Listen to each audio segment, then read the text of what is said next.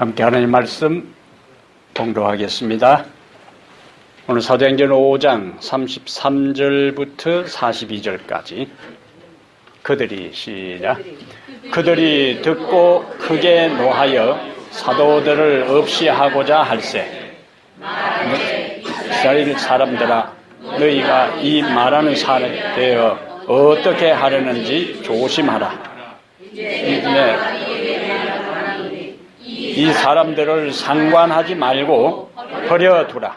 이 사상과 이 소행이 사람으로부터 났으면 무너질 것이요 만일 하나님께로부터 났으면 너희가 그들을 무너뜨릴 수 없겠고 도리어 하나님을 대적하는 자가 될까 하노라 하니 그들이 옳게 여겨 사도들을 불러들여 채찍질하며 예수의 이름으로 말하는 것을 금하고 놓으니 사도들은 그 이름을 위하여 능욕받는 일에 합당한 자로 여기심을 기뻐하면서 홍해 앞을 떠나니라.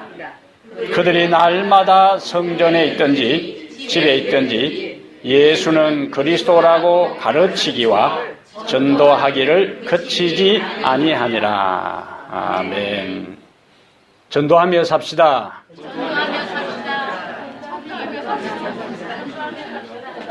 오늘 사도행전 5장 33절부터 42절을 본문으로 해서 전도인의 확신과 태도와 임무 이런 제목으로 함께 하나님 말씀을 나누겠습니다. 자, 따라합시다. 전도인의 확신과 태도와 임무. 전도인의 확신과 태도와 임무 세 가지 단어를 염두에 두고 오늘 설교의 흐름을 쭉 머릿속에 따라오시길 바랍니다. 오늘 본문 앞부분에 전개된 예를 좀 복습을 해야 본문이 시작되는 33절에 대한 분위기를 우리가 이해할 수가 있어요. 사도들을 통하여 표적과 이적과 기사가 많이 일어났습니다. 그 결과 여기 5장 14절에 보면은 믿고 주께로 나오는 자가 더 많으니 남녀의 큰 무리더라 그랬어요. 그리고 사도들은 예루살렘과 인근 지역에서 몰려온 모든 병든 사람들과 귀신 들린 사람들을 완전하게 치료했어요. 그러한 모습을 지켜본 제사장들과 사두개인들이 시기가 가득하여 사도들을 어떻게 했어요? 옥에 가두었어요. 그런데 그 다음에 하나님의 천사가 밤중에 와서 그 옥문을 열고 다시 성전에 가서 말씀을 가르치도록 했습니다. 이미 하나님의 천사가 간밤에 옥문을 열고 사도들을 다 나오게 해서 성전으로 이끌었는데 그 사실도 모르고 제사장들과 서기관들이 사도들을 소환해서 신문하려고 사람들을 보냈는데 그대로 문은 잠겨 있고 보초 서는 사람들도 그대로 있는데 그 안에 사람이 없어요. 근데 들려오는 소식이 성전에서 사도들이 말씀을 전하고 있더라. 이때 이 제사장들과 그 종교 지도자들이 어땠을까요? 이게 열린다 그래요. 그때 이게. 예? 그때의 그 분위기와 상황이 이게 열린다 그렇게 이야기를 하는 거죠. 어떻게 자신들이 할 수 없는 그 상황으로 상황이 진행되는 겁니다. 그래서 다시 성전에서 그들을 잡아와서 세우고 신문을 하면서 다시는 예수님을 전하지 말라고 하는데 좀 겁을 낸다든지 좀 봐달라든지 그러면은 좀 이게 다칠만한데 예? 사람보다 하나님을 순종하는 것이 마땅하다고 당당하게 기죽지 않고 주눅들지 않고 이야기를 하니까 이들이 뭐 이러지도 못하고 저러지도 못하고 하는 상황에 오늘 33절로 이제 연결되는 겁니다. 33절 보니까요. 그들이 듣고 크게 노하여, 이전에는 그냥 경계하고 그 다음에 협박하고 하면서 다시는 예수 전하지 말라 하는 정도로 마무리를 지으려고 했는데, 그래가지고는 사태 정리가 안 돼요. 그래서 그들은 결국 어떤 결론을 내려요? 이들을 없애버려야 되겠다. 마지막 그들이 최후의 카드를 꺼냅니다.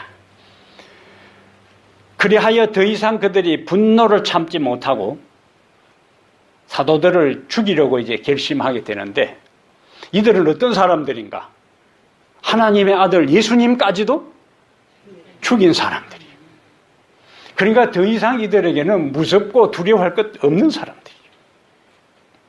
예수님을 죽인 그들에게 있어서 예수님의 제자들을 죽이는 것은 간단한 문제입니다. 주저할 것도 없어요.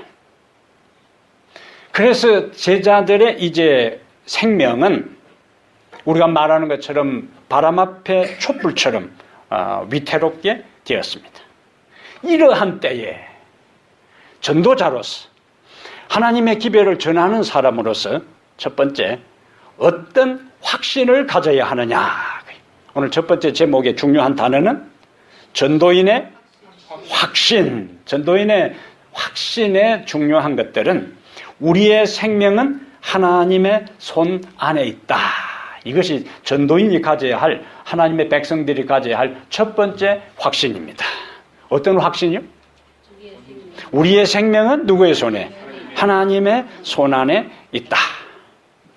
유대 지도자들이 33절에 있는 것처럼 사도들을 다 제거해버리려고 마음에 작심하고 분기탱천할 그때에 그들을 구원하고 살리기 위해서 구원투수로 하나님께서 누구를 투입하냐면은 34절에 보니까 바리새인 가말리엘이요. 바리새인 가말리엘. 예수님께서 이 세상에 3년 반 동안 생활하실 때 가장 많이 충돌을 일으켰던 사람이 바리새인이요, 서기관들이요, 그리고 제사장들입니다. 그러니까 이미 제자들의 스승인 예수님과 바리새파들은 3년 반 동안 치열한 이 논쟁을 벌였던, 관계가 틀어질 대로 틀어지고 악화될 대로 악화된 상태에 있었습니다. 다른 사람도 아니고 그 바리새파 중에 한 사람인 누가 등장한다고요? 가말리엘이 등장해서 35절에 이렇게 이야기합니다. 말하되 이스라엘 사람들아, 너희가 이 사람들에 대하여 어떻게 하려는지 뭐 하라고? 조심해야 된다. 그러면서 36절, 37절 역사적 사실, 그들이 잘 알고 있는 역사적 사실을 예를 들어서 이 제자들, 사도들이 전하고 하는 일들이 하나님의 도움에 의해서 이루어진 일이라면은 우리가 하나님을 대항하는 것이 될 것이고, 이들이 하나님에 의해서 하는 것이 아니고 여기 역사적으로 일어났던 드다나 유다처럼 그냥 자기들이 무언가 어떤 영웅심이 발동해서 한 일이라면은 조금 타오를 듯 하다가 조금 시간 지나면은 다 없어질 것이다. 그러니까 건드리지 말고 가만 두어라. 상관하지 말고 내버려 두라.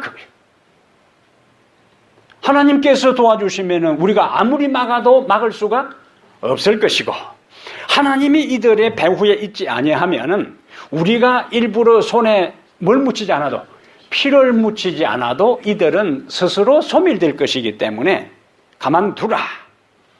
아주 합리적인 제안이요.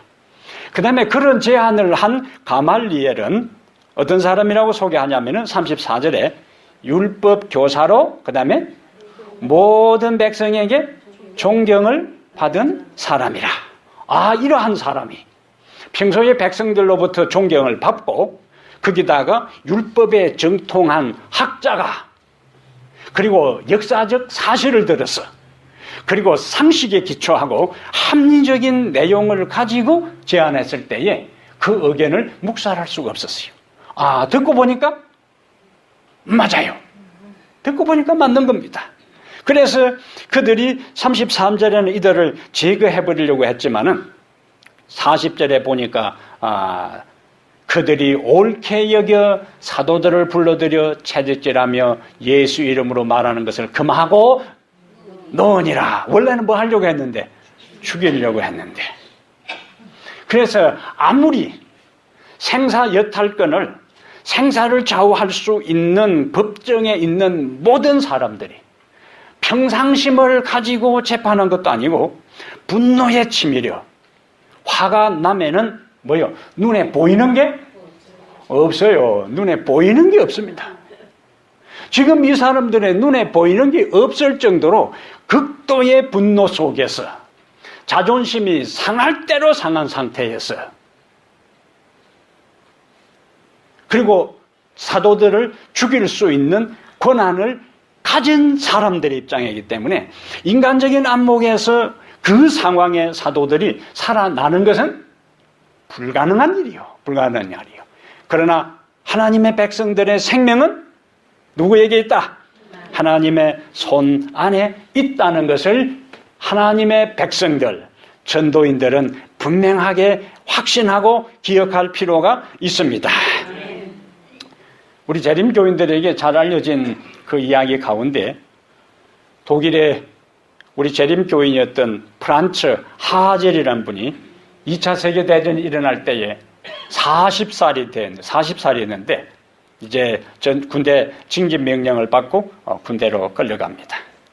근데 이 목사님은 히틀러가 일으킨 이 전쟁, 세계 전쟁은 의로운 명분이 없는 전쟁이기 때문에 이 전쟁에서 내가 불의한 피를 흘리는 것은 하나님의 자녀로서 정당하지 않다 생각하고 군대에 끌려간 다음에 그가 총을 들고 싸우는 것을 거부합니다. 일반적인 상황에서도 군인이 집총을 거부하는 것은 바로 영창감인데 지금 어떤 상황이요? 전시에서 위에 상관의 명령을 거부하는 것은 바로 총살이요. 그것도 일반 민주주의 군대도 아니고 독재자 히틀러가 지배하고 있는 그 군대에서 나는 그리스도인으로서 이 전쟁이 어려운 전쟁이 아니기 때문에 총을 들고 싸울 수가 없다. 그 명분은 전혀 그들에게는 우리가 쓰는 말로 씨도 먹히지 않는 그런 이야기예요. 그러나 프란츠 목사님은 자신의 신앙 신조, 개인적 신앙적 가치관을 따라서 집총을 거부합니다. 무수히 매를 많이 맞아도 자신의 신념을 굽히지 아니할 때에 나치 장교들은 네가 총을 들고 적을 쏘지 않는다면 적군의 총이 너를 어떻게 하는 것을 보여주겠다며 그를 공병부대에 배치시켜서 이 목사님이 총들기를 거부하니까 삽 한 자루를 쥐어주고 총알이 빗발치듯 쏟아지는 최전선에다가 이 목사님을 배치시켰어요. 근데 이상하게도 총을 들고 싸우는 수많은 독일 병사들이 옆에서 연신 쓰러지는데도 총알은 이상하게도 이 목사님을 비켜가는 겁니다. 그래서 나중에는 전투가 시작되면 너도 나도 실제적인 전투병들이 삽자루 들고 있는 이 목사님 곁으로 몰려오는 거예요. 이제. 삽든 사람이 총든 사람 옆에 가야 될 텐데 총든 사람이 삽든 사람 옆에 와서 있게 됩니다. 전쟁이 끝났을 때에 그가 소속되었던 이 공병부대 대원 1200명 중 가운데 몇 명이 살아남았는가? 7명이 살아남았고 그 7명 가운데 5명은 부상병이었고 1200명 가운데 2사람만이 전혀 부상도 입지 않고 온전하게 귀가할 수 있었는데 그 2명의 병사 중에 1명이 이 프란츠 하젤 목사님이었습니다. 그는 전쟁 가운데서도 자신의 신앙 신념에 투철했고 그는 하나님을 피난처로 삼았어요. 아무리 총알이 빗발치고 폭탄이 사방에서 소나기처럼 쏟아지는 그 가운데서도 총알이든 폭탄이든 어떤 상황이라도 내 생명은 누구의 손 안에 있다? 하나님의 손 안에 있다. 그는 끊임없이 암송하고 묵상한 말씀이 시편 91편 8절 천인이 내 곁에서 만인이 내 우편에서 엎드러지나 이 재앙이 내게 가까이 못하리라. 아멘. 그리고 그가 믿은 말씀, 그가 확신한 말씀, 그가 묵상한 말씀대로 그의 삶에 그대로 하나님께서 그의 생명을 책임져 주신 것을 우리는 볼 수가 있습니다. 동물들 가운데 호주에 주로 서식하는 캥거루 하면 어떤 이미지가 떠올라요? 앞으로 이렇게 뛰어다니면서 또 뭐요? 또 어떤 특징이 있어요? 앞에 육아 주머니가 있습니다. 육아 주머니. 그래서 우리가 사진이나 그 영상을 보면은 그 구멍에 새끼겠다가 고개만 쏙 내가지고 이제 바깥 구경하고 또 하는 그런 장면들을 우리가 봐요. 육아 주머니. 자기의 새끼의 생명을 보호하고 안전하게 키우는 생명 싸개입니다. 생명 싸개. 우리가 사무엘상 25장 29절에 보면은 사람이 일어나서 내 주를 쫓아 내 주의 생명을 찾을지라도 내 주의 생명은 내 주의 하나님 여호와와 함께 생명 싸개 속에 쌓였을 것이요. 누가 한 말인가? 나발, 어리석은 자 나발 기억나세요? 예, 나발의 아내인 아비가일이 다윗이 이제 배가 고파서 평소에 자기들이 도망다니는 그 주위에 양쳤던 나발이 이제 틀을 깎는다는 소식을 듣고 먹을 것 좀 달라고 보냈더만은 나발이 완전히 무시해버렸을 때에 화가 치미는 이 다윗이 휘하의 병사들이 이끌고 이무자식 죽여버리겠다고 이제 갈 때 지혜로운 아비가일이 그 소식을 듣고 와서 납작 엎드려서 이렇게 지혜로운 말로 다윗의 그 분노를 누그러뜨리는 장면을 봐요. 그런데 아비가일의 입을 통해서 여기 내 주의 하나님, 내 주의 생명은 내 주의 하나님 여호와와 함께 생명 싸개 속에 쌓였을 것이요. 그녀의 말대로 사울을 피하여 도망다니는 그 유랑의 과정에 다윗은 여러 번 죽을 고비를 넘겼어요. 여러 번 죽음의 위기에 있었지만 하나님께서는 그때마다 무엇으로? 생명 싸개로 그를 죽음의 위험에서 벗어나게 했어요. 그리고 마침내 다윗은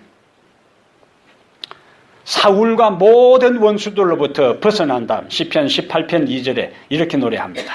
여호와는 나의 반석이시요 나의 요새시요 나를 건지시는 이시요 내가 그 안에 피할 나의 바위시요 나의 방패시요 나의 구원의 뿌리시요 나의 산성이시로다. 그 가운데 하나만 해도 확실한 거예요. 예? 뿌리 되게 산성이 되고 방패가 되고 바위가 되고 피할 요새가 되고 반석이 되고 그 중에 하나만 해도 든든한데 여호와는 이 모든 것이 되기 때문에 하나님께서 위기 가운데서 다윗을 생명싸개로 그를 보호하시고 살리셨어요. 그러므로 하나님의 백성들은 이런 어려움을 당하고 저런 위기 가운데 처할지라도 나의 생명은 하나님의 손 안에 있다 하는 확신을 가지고 살아가게 되기를 축복합니다. 아멘. 두 번째는 이제 전도인의 첫 번째는 전도인의 확신이고 두 번째는 전도인의 태도. 자, 전도인의 태도가 본문 가운데 어떻게 나타나 있는가 보겠습니다. 41절 보면은 읽어봅시다. 사도들은 그 이름을 위하여 능욕받는 일에 합당한 자로 여기심을 뭐하면서 기뻐하면서 공의 앞을 떠나니라. 사람이 참 그냥 가말리엘의 말이 합리적이고 타당하면은 그냥 좀 석방하면은 얼마나 좋아요. 근데 40절에 보니까 그들이 옳게 여겨 사도들을 불러들여 뭐하고 채찍질하며 예수의 이름으로 말하는 것을 금하고 놓으니 여기 우리가 그냥 채찍질 할 때는 별 실감이 안 나요. 그런데 이 제자들이 채찍을 맞았다 할 때 이 상황을 제대로 이해하려면은 구약으로 돌아가야 돼. 신명기 25장 3절에 태형에 대한 말씀이 나오는데 뭐가 있어요? 태형. 몇 대까지 때리라고요? 40대까지. 맥시멈이 40대예요. 그것을 넘기지는 못할지니 만일 그것을 넘겨 과다히 때리면 네가 내 형제로 천히 여김을 받게 할까 하노라.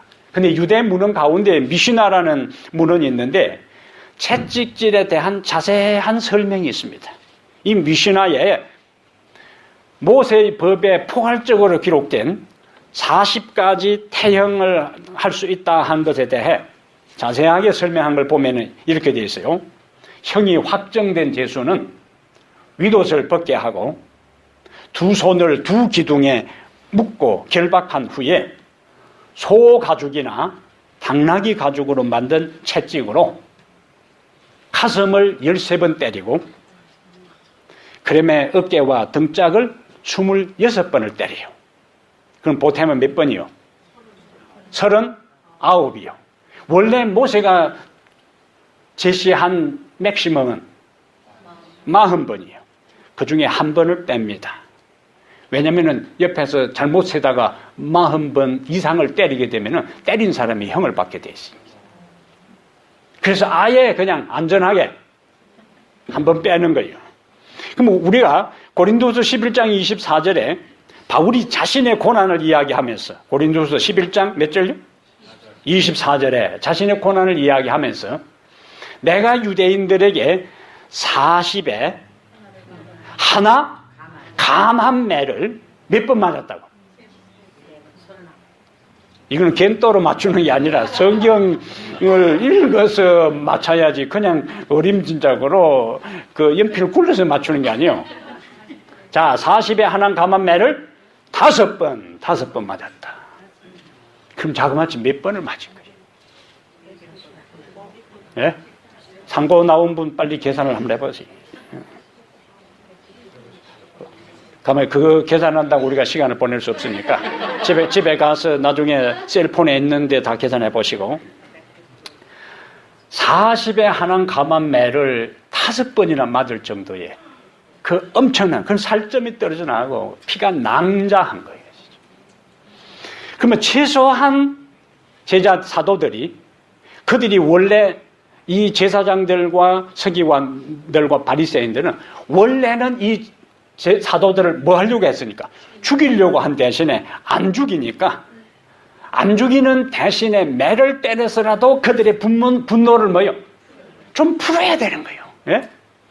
그 상태에서 사도들이 매를 맞았다는 것을 기억할 때 그 본문이 생생하게 다가온다는 거예요.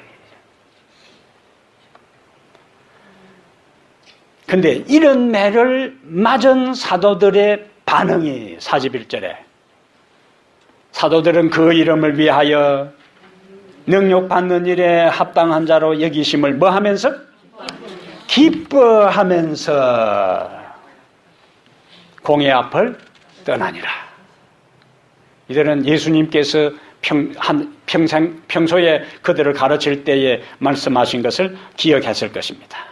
마태복음 5장에 팔복이 나오는데 그 팔복 가운데 마지막 복, 그 팔복 가운데 마지막 복, 마태복음 5장 10절 가봅시다.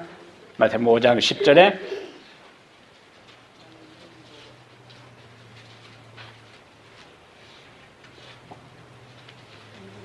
마태복음 5장 10절에 찾으세요. 의를 위하여 박해를 받는 자는 복이 있나니 천국이 그들의 것임이라. 나로 말미암아 너희를 욕하고 박해하고 거짓으로 너희를 거슬러 모든 악한 말을 할 때에는 너희에게 복이 있나니 기뻐하고 즐거워하라. 하늘에서 너희의 상이 큼이라. 너희 전에 있던 선지자들도 이같이 박해하였느니라. 예수님께서는 의를 위하여 박해를 받는 자가 복이 있다 그러고, 예수님 때문에 욕을 얻어먹고 박해를 받고 그 다음에 거슬리는 악한 말을 들을 때에 복이 있으니까 12절에 뭐 하라고? 기뻐하고 즐거워하라. 제자들은 예수님의 이 말씀을 기억하면서 그 이름을 위하여 능욕받는 일에 합당한 자로 여기심을 기뻐하면서 공회 앞을 떠나니라. 분에 못 이겼어. 종종 부모들이요, 자식을 교육시킨다고 매질을 하는데 그 매가 이름은 그럴듯하게 사랑의 매, 사랑의 매라고 이야기하는데 때리다 보면은 부모의 분노가, 부모의 분노가 그대로 그곳에 자녀들에게 매를 때리는 과정에 전달되는 거예요. 사도들은 지금 죽이지는 못하고 그들을 때린 그 채찍을 맞을 때에 그런 모든 그 감정이, 크게 다른 감정이 매질을 하면서 쏟아낸 그 매를 맞고 그 공회를 떠나면서 그들은 뭐 했다고요? 기뻐했다. 사도들은 특별한 사람들이 아니요, 그들은 갈릴리 어촌의 어부로서 평범한 사람들이었어. 지식이 많은 사람들도 아니고 고도의 수양을 한 사람들도 아니고, 그들은 예수님을 부인하고 배반하고 때로는 비겁하게 거절한, 도망간 용기 없는 자들이었어. 그래서 예수님을 따라다니면 정치적으로, 경제적으로 어떤 큰 도움이 될 것으로 생각을 했는데, 그러다가 막상 예수님이 십자가 위에서 한 번의 저항도 없이 힘없이 세월을 마칠 때에 낙심하고 그들은 다 고향으로 흩어지고 말았어. 이런 사람들이었다. 그런데 이제 완전히 변화되었어. 세상이 바뀐 것도 아니고, 정치적인 환경이 변한 것도 아니고, 경제 상황이 나아진 것도 아니고, 그냥 그대로 여전히 그들이 살던 시대는 요허감이고 고통이고 혼돈이었어요. 그런데 그들은 변했어요. 환경은 변하지 않았는데, 상황은 바뀌지 않았는데 누가 바뀌었어요? 그들 스스로, 사도들 자신들이 바뀌었어요. 어떤 사람으로? 능욕당하는 것을 두려워하지 않고 오히려 기뻐하는 사람들로 변화된 것입니다. 제가 한국에서 교회 전도사를 하면서 공군 부대에서 근무를 했는데 4주 훈련을 마치고 제가 어디에 배치되었는가? 장교식당에 배치가 되었어요. 만약에 제가 1년 반 동안 장교식당에서 그대로 근무를 다 마쳤으면 가끔씩 제가 여기 주방에 들어갈 수 있을 거예요. 이제. 그 들어가면 뭐 하는 거? 후라이 하는 것도 배웁니다. 후라이 하는 거. 후라이를 동시에 여러 개 하는 것을 이렇게 해야 되죠. 그 다음에 이제 고참을 따라서 칼질하는 걸 배워요. 칼질하는 거죠. 그래서 한 3, 4개월만 훈련하면은 이야기하면서 이래.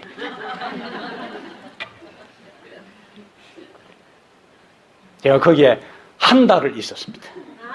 그래서 감자 껍질 깎고 뭐 설거지 하는 거 하다가 그냥 칼질하는 거 몇 번 하다가 했으니까 조금 아쉬움이 있는데, 지원대대에 대대장하고 면담을 하는데 제가 신분을 바뀌었어요. 제가 금요일 저녁부터 토요일에는 교회에서 전도사로서 봉사를 해야 되기 때문에 제가 그때는 그러한 봉사할 수 있도록 배를 해달라고 했죠.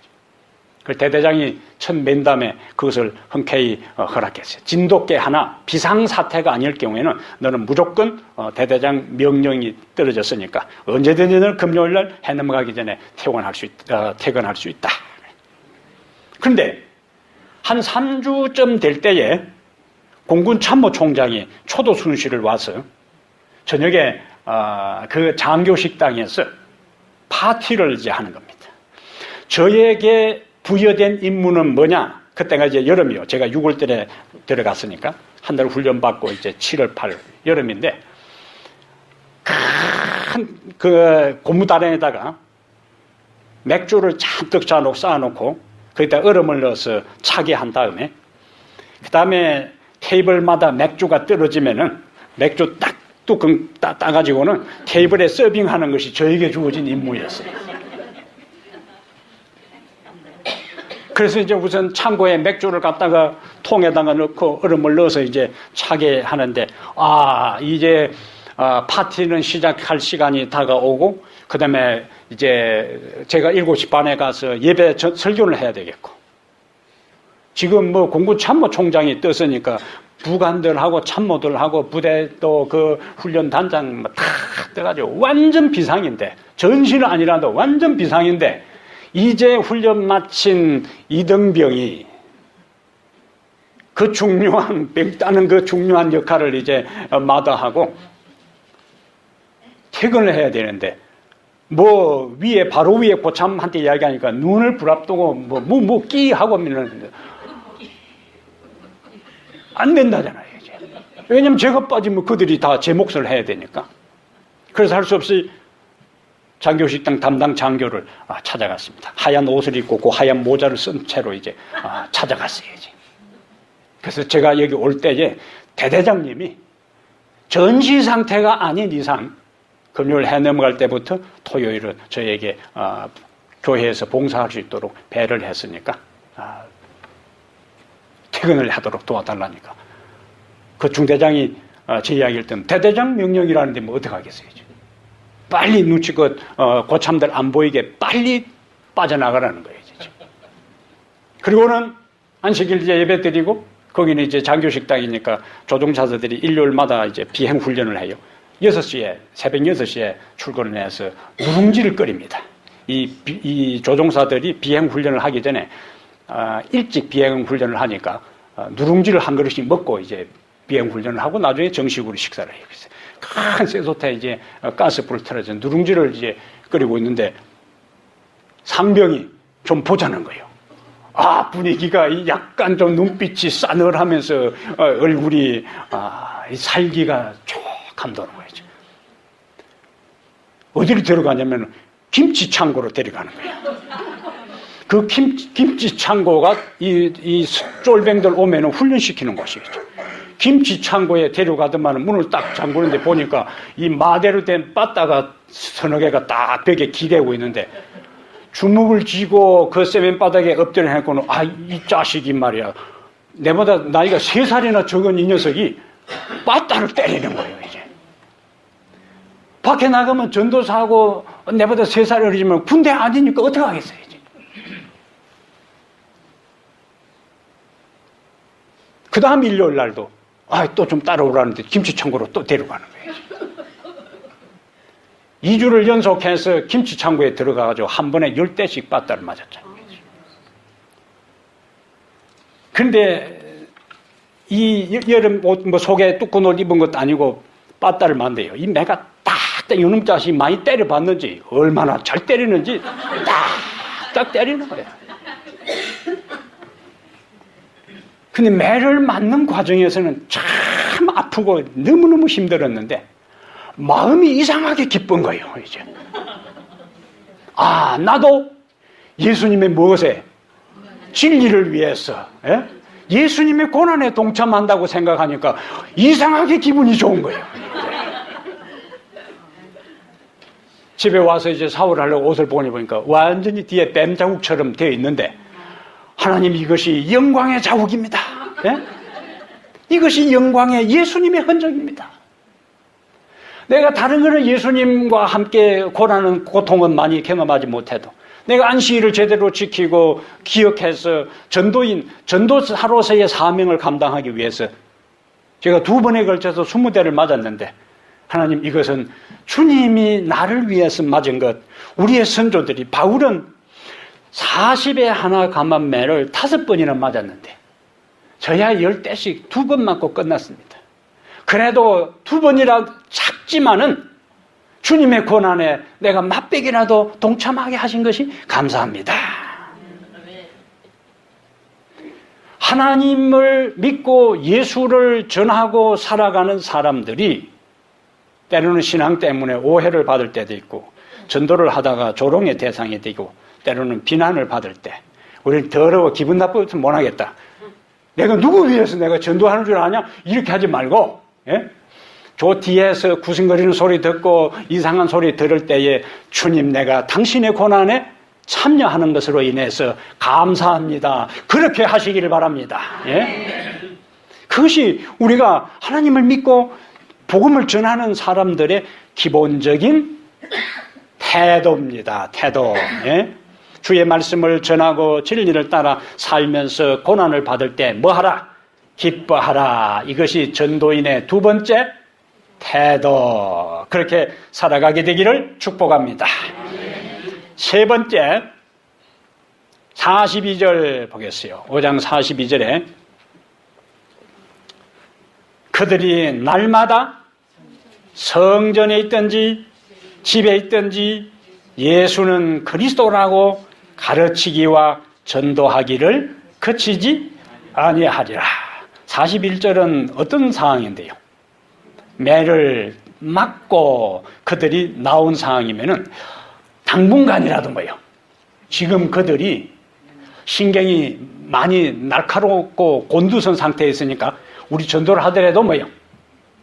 개인적으로 살짝 집에 불러서 한다든지 조금 이 분위기가 지나가고 난 다음에 하는 것이 좋겠다. 그렇게 할 수도 있습니다. 근데 42절에 보니까 어떻게 해요? 그들이 날마다 성전에 있든지 집에 있든지 원래는 예수를 전하지 말라고 했는데 예수는 그리스도라고 가르치기와 전도하기를 그치지 아니하니라. 예수 그리스도를 만나 죄를 용서받은 경험이 있기 때문에 용서의 기별을 전하지 않을 수가 없었습니다. 예수 그리스도를 통하여 소망을 발견했기 때문에 소망의 기별을 전하지 않을 수가 없었어요. 예수 그리스도를 통하여 자신들의 상처와 절망에서 벗어났기 때문에 치료자, 회복자 예수 그리스도를 전하지 않을 수가 없었습니다. 예수 그리스도를 통하여 생명을 얻고 하나님의 자녀가 되었고 하늘의 소망을 두고 살아가는 그 확신을 가졌기 때문에 생명의 주 예수 그리스도를 전하지 않을 수가 없었어요. 침묵할 수가 없었습니다. 그래서 사도들은 성전이든 집에서든 날마다 예수의 이름을 전개했어요. 예수를 만난 사람만이 예수님을 뭐 할 수 있는가? 전할 수 있습니다. 예수님을 경험한 사람만이 예수를 전할 수가 있어요. 예수님을 통하여 용서를 경험하고 예수를 통하여 구원을 확신하고 예수님을 통하여 내 마음속에 모든 응울진 상처와 아픈 추억들에 대한 모든 자유함을 경험한 사람만이 예수 그리스도를 전할 수가 있습니다. 먼저 그런 경험을 여러분들이 하게 되기를 바랍니다. 그래서 제자들은 우리는 이 일의 증인이라 그랬어요. 32절에 우리는 이 일의 증인이요. 목격했고 경험했어요. 경험한 사람에게 능력이 나타나는 겁니다. 경험한 사람에게 확신이 나타나는 거예요. 누가 뭐래도 내가 뭐 해봤다고? 경험해봤다. 그것이 옛날에 현대 그룹의 정주영 회장의 단골 메뉴 말입니다. 다른 사람이 안 된다 하면 항상 해봤어? 그거예요. 예? 해봤어? 그거예요. 왜 해보지도 않고 안 되냐 그러고. 그리고 그 사람 밑에서 성장하고 그 다음에 경험한 이명박 대통령이 항상 내가 해봤는데 그거예요. 예? 이 사람이, 이분이 항상 이 참모들이나, 대화하는데 어떤 정책을 입안해서 추진할 때 참모들이 이런저런 이유를 대해서 안 된다고 할 때 내가 해봤는데, 해봤다는데 어떻게 하겠어요, 이제. 해봤고 해보니까 되더라 하면 할 말이 없습니다. 우리가 예수 그리스도를 통하여 복음의 진리를 깨닫고 마음의 확신을 얻고 치유가, 모든 상처가 치유되고 회복되고 마음에 뜨거움이 있고 소망이 있을 때에 우리는 다른 사람에 뭐 할 수 있다고요? 언제 어디서나 복음을 전할 수가 있습니다. 이것이 전도인의 세 번째 임무에 해당되는 거예요. 전도인의 임무는 언제 어디서나 복음을 전하라. 우리는 2020년 우리의 비전이 뭡니까? 100명의 회심한 성도가 함께 모여 예배하는 것이 우리의 2020년 비전입니다. 이 비전에 대해서 어떤 사람들은 무관심한 사람이 있고, 어떤 사람은 반신반의하는 사람이 있고, 어떤 사람은 확신을 가지고 기도하면서 개인적으로 노력하는 사람들도 있습니다. 근데 여러분, 오늘 잘 들으세요. 100명을 한 번에 생각할 것이 아니라 내가 감당할 몫을 생각하면 돼요. 예? 시골에 이제 옛날에 포장을 하기 전에 장마철이 끝나고 나면은 도로가 여기저기 유실돼요. 무너집니다. 그러면은 그 지역의 동네 이장들이 모여서 구역을 정해요. 여기서 여기까지는 A 마을에 사고, 그 다음에 여기서 여기까지는 B 마을에 사고, 다 할당을 해줍니다. 그러면은 이장은 마을에 돌아와서 다시 마을 사람들을 모아놓고, 예? 우리 마을에 할당된 이 도로 유실된 지역을 보수할 때가 여기서 여기까지 500m인데, 이 지역에서 박 선생은 여기서 여기까지, 김 씨의 할머니는 여기서 여기까지 다 나누어져요. 그러면은 다른 사람 신경 쓸 거 없어. 자기에게 할당된 구역을, 유실된 무너진 도로를 그냥 보수하면 돼요. 그러면은 각자 자기 지역을 다 완수하고 나면은 그 지역은 다 깨끗하게 본래 도로대로 보수되는 것입니다. 원리는 아주 간단해요. 원리는. 예? 근데 지금까지 대부분 대화를 들어보면은, 아이고, 예? 어떻게? 우리 형편에 그때까지 앞으로 3년 몇 개월 남았는데 그때까지 100명이 되겠는가 하는 사람들이 상당히 많아요. 100명을 생각하지 말고 뭘 생각하라고요? 내가 할 몫만 하면 되는 겁니다. 내가 할 몫만. 예? 그러면은 그것이 싹 모아놓으면은 100명이 되는 거예요. 이 원리는 시골에 무너진 도로, 유실된 도로를 복구하는 데만 사용된 것이 아니고 하나님 사업에 있어서도, 우리가 느헤미야 3장에 느헤미야가 바빌론의 포로에서 이제 이스라엘에 돌아와 보니까 성벽이 다 회파되고 붕괴되고 무너졌어요. 그것을 동시다발적으로 한 것이 아니고 이 한 팀이 전체를 한 것이 아니고 각 가정별로, 여기 이 지역은 A씨 가정, 조셉 가정, 그 다음에 다니엘 가정별로 다 했어요. 어떤 집에는 벽돌을 쌓을 집이 있고, 어떤 집에는 거기에다가 문을 다는 데가 있고, 어떤 사람은 돌적을 다는 집이 있고, 자기 집 앞만 다 뭐하고 책임지고 보수해서 보니까 그렇게 해서 52일 만에 예루살렘 성을 다 완성했어요. 예? 원리가 뭡니까? 각 가정이 자기 집 앞에 할당받은 그 지역을 중건하고 보수할 때에 모아져서 보니까 나중에 전체가 다 회복되고 충전된 것을 볼 수가 있습니다. 그러므로 우리는 무엇을 생각하지 말고, 100명을 어떻게 이렇게 생각하지 말고, 한 사람 한 사람이 나에게 주어진 몫을 내가 감당하게 되면은, 그것을 모으면은 100명의 영혼들이 이곳에 예배드리는 그 역사들이 일어나게 될 수가 있습니다. 그러면은 한 사람당 많지도 않고, 여러분 한 사람이 3년 동안 한 명만 인도하면은 우리는 2020년 12월 마지막 안식일에 100명의 영혼이 이곳에서 예배 드릴 수가 있습니다. 예? 이제는 그러니까 100명의 비전이 완성되지 않느냐 하는 것은 누구에게 달려 있어요? 나에게 달려 있어요. 그러면은 100명 비전을 완성하는 일에 있어서 누가 그 일을 해야 되는 겁니까? 다시 이제 내가 하세요. 자, 100명 비전을 달성하는 일에 있어서 그 일에 누가 중심에서 해야 되는가? 내가 그 일을 감당하면은 100명 비전은 되는 것이고, 내가 내 몫을 안 하면은 100명 비전은 안 되는 거예요. 그러니까 그 모든 것은 누구에게 달려있는가? 하나님께서 나를 통하여 일하는 그 일에 내가 전적으로 헌신하느냐 하지 않느냐가 우리가 지금 기도하는 그 비전의 성패가 좌우된다는 것을 오늘 명심하고 떠나게 되기를 바랍니다. 1995년 10월 17일에 매사추세츠 메모리얼 병원에 예정일보다 3개월 먼저 쌍둥이가 태어났어요. 그런데 한 아이의 심장에 큰 결함이 있는 것을 의사가 발견했는데 이 의사는 한 아이가 심장에 문제가 있는 이 아이가 더 이상 계속 생명이 연장될 가망성이 없다고 진단했는데 그 진단대로 이 아이가 점점점 쇠약해져 심장 박동이 불규칙해지고 맥박이 힘들어지는 모습들을 이제 확인하는데 그것을 지켜보던 이 인큐베이터를 관리하는 이 한 간호사가 의사에게 이야기했어요. 두 쌍둥이니까 따로따로 인큐베이터에 넣지 말고 한 인큐베이터에 같이 넣자고 이제.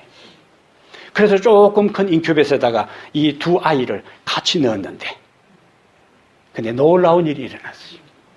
우리가 그제 보는 것처럼 건강한 아이가 이제 태어난 그 아이가 팔을 펼쳐서 옆에 아이를 안아주는 겁니다. 그리고 거기에 여러 이제 그 테스트하는 줄이 연결되어 있을 거 아니에요? 얼마 후에 심장 박동이 정상으로 뛰기 시작합니다. 맥박이 정상으로 뛰고 호흡이 정상으로 회복된 거예요. 예? 사랑의 타치입니다. 사랑의 타치. 죽어가던 아이가 뱃속에서 같이 안고 있던 그 아이가 본능적으로 하나님의 생명의 전류에 의해서 이 아이가 뭘 의식한 것도 아니에요. 하나님의 유전자의 명령에 의해서 옆에 죽어가는 자기 친구도 아니고 자기 형제를 감싸 안는 걸 통해 죽어가던 아이가 심장이 안정을 되찾고 혈압이 정상으로 돌아와서 살아나게 된 거죠. 이것이 알려질 때 이제 기자들이 이것을 찍어서 포옹하는 생명을 구하는 포옹이라는 제목으로 이제 알려지게 된 겁니다. 우리는 낯선 환경과 언어와 문화 속에서 살아갑니다. 우리도 많은 상처를 경험하고 어려움이 있어요. 우리들 주변에 상처받고 어려움 당한 사람들이 참 많이 있습니다. 그들을 살리고 그들을 회복시키는 것이 뭔가? 사랑의 팔, 생명의 팔을 그들에게 펼쳐서 그들을 살리는 책무를 하나님께서 여러분과 저에게 주셨어요. 오늘 이 종이에 여러분들이 2020년 비전을 성취하기 위하여 하나님께서 나를 먼저 살리셨기 때문에 건강한 아이가 팔을 펼쳐서 병든 아이를 감싸 안았어요. 그래서 건강한 아이에게 생명력이 이 병든 죽어가는 아이를 살린 것처럼 예수 그리스도가 먼저 우리를 건강하게 생명을 부여하셔서 우리를 살리셨습니다. 그러므로 이제 여러분들이 그동안 기도하고 생각한 분들 두 사람의 이름을 지금 기록하시기를 바랍니다. 자, 우리가 함께 여러분의 손에 들린 하나님께 인도하기를 원하는 그분들을 제가 기도할 동안에 여러분도 똑같이 간절한 마음으로 오늘 이름을 올린 이분들에 대해서 여기 사진에 나오는 것처럼 예수님의 생명의 팔을 그들에게 펼쳐서 이들을 살릴 수 있는 생명의 통로가 되도록 그리고 내 팔이 타치되어서 이 아이가 죽어가던 아이가 살아나고 회복된 것처럼 두 사람 여러분의 이름을 기록한 이분들이 생명의 팔에 타치되어서 살아나는 기적이 일어날 수 있도록 제가 기도할 동안에 여러분이 참으로 마음을 실어 하나님께 기도하고 이제 2년 3년 남은 기간 동안 온 정성을 다하여 생명의 팔을 펼치고 구원의 역사가 일어날 수 있도록 그렇게 협조해 주시기를 바랍니다. 나머지 이제 여러분들도 다시 한번 진지하게 하나님께 기도하면서 동참해 주셨으면 좋겠어요. 기도하겠습니다.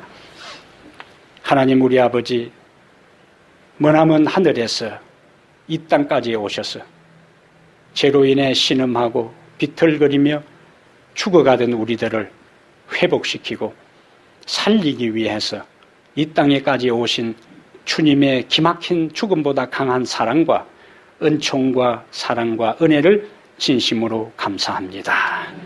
아버지, 우리가 신앙생활을 하면서 어떤 사람들은 여러 사람을 교회로 인도한 경험이 있지만 많은 경우에 나 혼자 신앙을 유지하는 데 급급해서 다른 죽어가는 사람들에 대한 것은 나와는 상관이 없고 자신의 삶에 전념하던 것들이 우리의 솔직한 모습입니다. 아버지 하나님이시여, 그러한 때에 사도행전의 말씀을 우리가 배우면서 제자들이 목숨을 내어놓고 고난과 핍박 가운데서도 예수 그리스도를 따라 사람 살리는 일에 동참했던 그 일에 우리도 하나님 동참하기를 원합니다.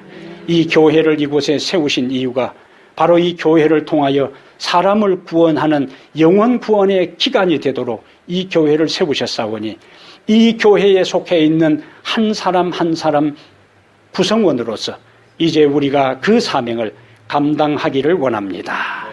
2020년 100명의 영혼을 하나님 앞에 드리는 그 놀라운 비전을 앞에 두고 오늘 우리가 첫 시간 우리의 손에 내 사랑하는 구도자의 이름을 적고 주님 앞에 먼저 내 자신을 헌신하는 마음으로, 그리고 이 기록한 이름들을 주님 앞에 아뢰며 주의 능력과 은혜를 간구하기 위하여 이곳에 겸손히 머리를 숙였습니다. 먼저 아버지, 우리 자신들을 받아 주시옵소서. 그리고 우리 손에 들린 이들의 이름을 주님 기억하시고 우리가 이들을 접하고 이들을 방문하고 이들과 대화할 때에 우리의 말 속에 능력이 있게 하시고 우리의 얼굴 표정에 사랑이 있게 하시고 우리의 가슴 속에 영혼을 사랑하는 주님의 마음을 갖고 임하게 해 주시옵소서.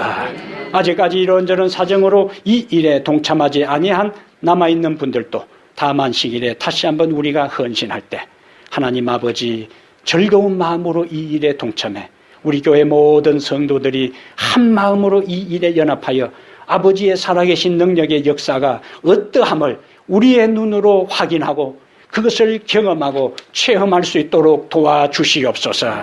그리하여 영혼을 구원하는 기쁨도 경험하고 이 교회가 부흥하고 성장하는 것도 우리가 그 현장에서 경험함으로 살아계신 하나님께 영광이 되며 이 교회를 통하여 주의 영광이 만천하에 증거되는 귀한 역사의 현장의 주인공들이 다 되게 하여 주시옵소서. 이제는 우리 주 예수 그리스도의 은혜와 하나님 아버지의 무한하신 사랑과 성령의 감화감동 충만한 역사가 우리의 마음을 먼저 주님께 드리고 우리의 손에 들린 영혼들을 주님께 바치기로 결심한 모든 성도들, 그리고 아직도 이런저런 상황으로 드리지 못한 남아있는 성도들의 마음에까지 주의 영이 역사하여 주시옵기를 우리 주 예수 그리스도 이름으로 간절히 축복합니다. 아멘.